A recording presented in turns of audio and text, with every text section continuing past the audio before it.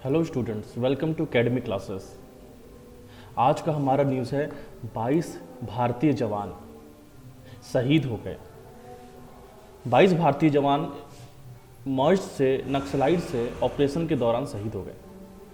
अब ये न्यूज़ में क्या है इसको हम डिटेल में देखते हैं। पहले आप ये देखिए, ये इमेजेस देखिए, ये देखिए, ये एनआई की रिपोर्टिंग है। सुकमा बीजापुर जो बॉर्डर है वहाँ पे हमारे भारतीय जवान शहीद हो गए हैं। ये कुछ विजुअल्स हैं। खैर, इसके बारे में हम डिटेल में देखते हैं। ये देखिए, टाइम्स ऑफ इंडिया के न्यूज़पेपर की कटिंग है, ये मैं आपको दिखा रहा हूँ।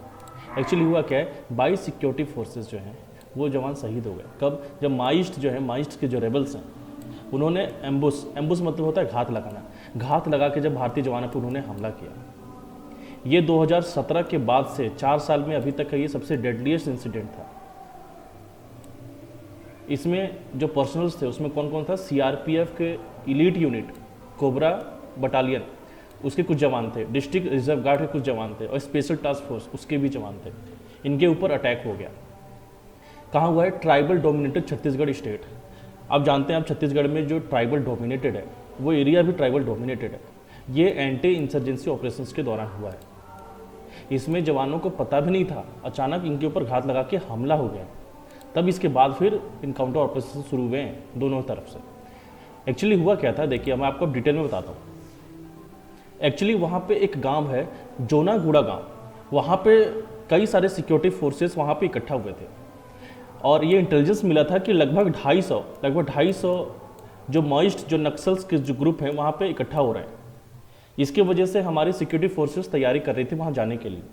तो वो जोनागुड़ा गाँव विलेज के आसपास पहुँची थी, जिसमें इंटेलिजेंस लीक हो गया कि हमारी सिक्योरिटी फोर्सेस आ रही है। और लीक हो गया तो उसके बाद से नक्सलों ने, माओइस्टों ने घात लगा के हमारे जवानों पे हमला कर दिया। जब उन्होंने हमला कर दिया तो हमारे जो सिक्योरिटी फोर्सेस थे वो स्कैटर्ड हो गए और वो ट्रैप्ड भी हो गए। कहाँ? 2 kilometre stretch of forest area, ये जो जंगल का एरिया था 2 किलोमीटर, वहाँ पे वो ट्रैप्ड हो गए। अब उनके पास दो ऑप्शंस था, या तो वो सरेंडर करें या तो उनसे इनकाउंटर करें। तो भारत के जवानों ने सरेंडर नहीं किया, वहाँ पे उनके साथ इनकाउंटर शुरू हो गया।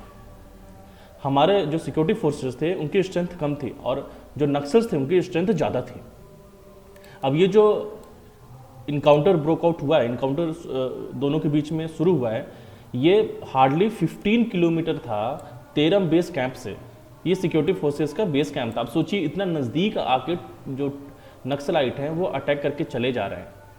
सोर्सेस तो ये भी कहते हैं कि जो नक्सल्स हैं उन्होंने एलएमजी यूज़ किया था, light weight machine gun use किया था, जिसकी फायरिंग रेंज बहुत ज़्यादा होती है, जो आर्मी के पास होती है। अब आर्मी की जो मशीन गन्स हैं ये कैसे नक्सल के पास पहुंच रहे हैं, ये भी जांच का विषय है। और इसी तरीके का जो एम्बुश था, जो घात लगा के हमला करने का जो तरीका है नक्सल का, ये 2010 में भी हुआ था और 2020 में भी हुआ था और आज 2021 में भी हो गया। ये बताया जा रहा है कि जो माइस्ट के भी एक प्रॉपर बटालियन बने हुए हैं जिसका नाम है पीएलजीए बटालियन, और इसको लीड कर रहा था हिडमा, एक कमांडर था उसका हिडमा, वो लीड कर रहा था इसे, जिसकी स्ट्रेंथ लगभग 250 की थी। और इसमें कई सारे सपोर्ट्स भी थे डिफरेंट कम्युनिटीज़ के, जैसे पेम्ड, कोंटा, जगरगुंडा, बसगुड़ा एरिया के जो कम्युनिटीज़ थे उन्होंने भी इनको सपोर्ट किया था।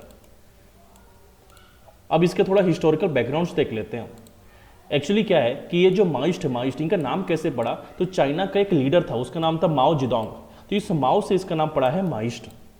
और ये भारत की सरकार से, इंडियन गवर्नमेंट से 40 साल से फाइट कर रहे हैं, जिसमें लगभग लाखों लोग मारे जा चुके हैं।